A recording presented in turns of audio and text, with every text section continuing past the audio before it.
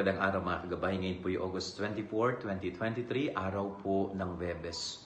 At sa gospel po natin, maririnig natin ang kwento ni Felipe at Natanael. So si Felipe, binalita niya kay Natanael na natagpuan niyang Panginoon. Kaya nung ginawa niya, isinama niya si Natanael para sa ganon makita at makilala din niya si Jesus. Very beautiful. No? Ito din po sana ang maging ugali natin. Magsama tayo ng mga tao, lalo na yung mga hindi pa nakakakilala kay Jesus. Isama natin sila kay Jesus para sa pamamagitan natin makilala nilang Panginoon. No? Maglaan tayo ng oras na hikayatin ng ibang tao, lalo na po yung mga hindi pa nagsisimba, mga hindi pa ladasal, mga taong walang oras sa Diyos.